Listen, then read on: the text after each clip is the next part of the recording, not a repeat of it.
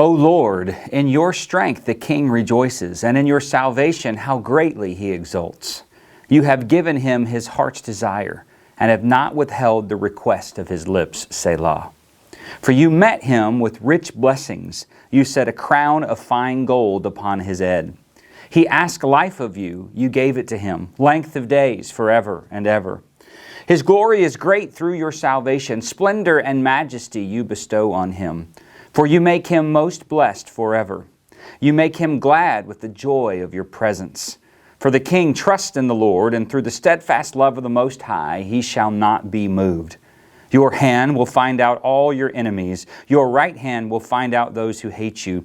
You will make them a blazing oven when you appear. The Lord will swallow them up in his wrath, and fire will consume them. You will destroy their descendants from the earth, and their offspring from among the children of man.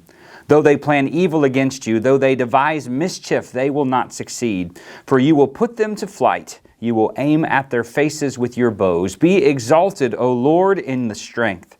We will sing and praise your power.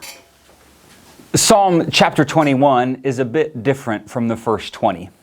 For one thing, David is writing in the third person. He seems to be upbeat and really positive. He's thinking back on all that God has done for him as king, and he just rejoices. And I love that David gives all the glory and all the credit for his life to God. You see, most kings would not do that. Most kings would boast of what they have won, what they have accomplished, and how great they are, but not David. David says, my boast is in the strength of the Lord and the salvation and the victory that he has brought to me. David boasts in the answered prayers and blessings that have come to him as the king of Israel from the hand of God. David even says in verse 5 that it is the deliverance of God that brings the king glory. Again, it's not about what David has done, but it's about what God has done in and through David. And I think there's a lesson for us here that we should take in and own. All that we have comes from God. I know we give lip service to that a lot, but I want to say it again. All that we have comes from God. I think we can say that and yet still not fully acknowledge or believe it to be true. I mean, is that fair? We could say, I got that promotion, or I got those accolades, or I got that honor. And while that is true that you and I did have to do something to get it, nothing just falls into our laps. And the true glory should not come to us, but to the one who made us, gave us our talents, gave us our abilities, and continues to work in our lives. God is not finished working in the lives of His people. I hope that you believe that today. You've heard me say this time and time again. God is not tired, He's not retired, and He's not out of business. He still can and He still does work in new, amazing, faith-building ways in our lives. And David knows that the hand of God is on his life. Do you know that? Do you know that the hand of God is on your life too? The same God that was with David continues to be with His people today. Fast forwarding to the New Testament, I love what Paul says in 1 Corinthians chapter 3. He says, do you not know that you are God's temple and that God's Spirit dwells in you? And this is a great question for us to remind ourselves of today. Do we know that God is still with us? That He's still moving mountains, still coming to our rescue, still rolling stones away? Here's the thing. Like David, you and I can look back and see it in our lives, can't we?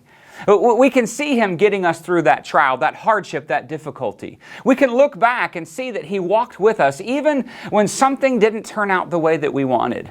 No, God doesn't always answer our prayers the way that we want, but He always gives us His presence. Do you not know that you are God's temple and that His Spirit dwells in you? Listen to what Moses says in Deuteronomy chapter 31, verse 8. He says, it is the Lord who goes before you. He will be with you. He will not leave you or forsake you. Do not fear or be dismayed.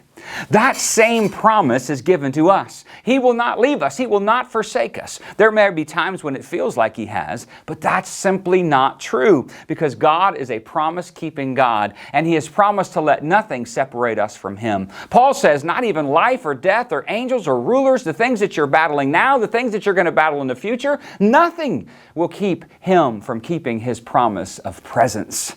That's found in Romans chapter 8.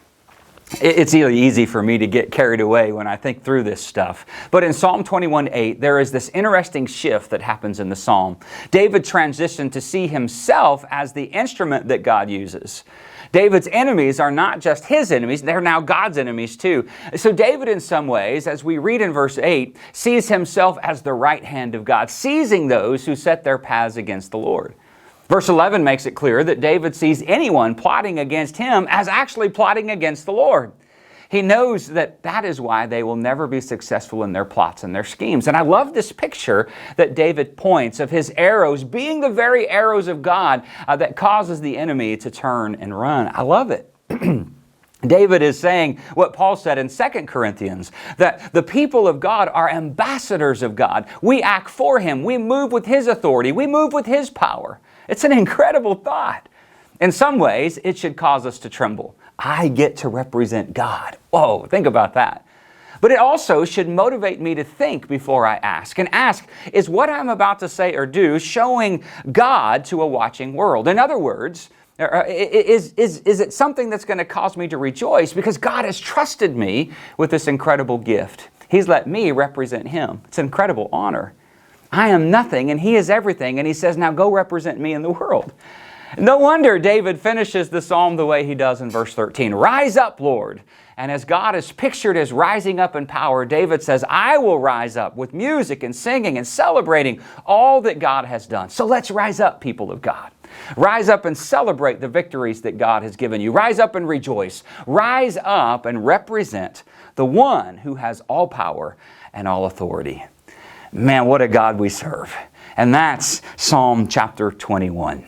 We're going to be looking at a really important psalm next week, Psalm 22, the Psalm of the Cross. It begins with the same words that Jesus uttered from the cross, my God, why have you forsaken me? And there's so many lessons for us in Psalm 22. Can't wait to get to that one. But until then, I hope that you will relish what we just studied together in Psalm chapter 21, and that in all things, we will make sure that our lives and our words and everything that we do honors God and shows a watching world that everything we have comes from Him. Thanks for joining me today. I'll look forward to seeing you right back here next week. Until then, may God bless you and yours as you strive to live for Him.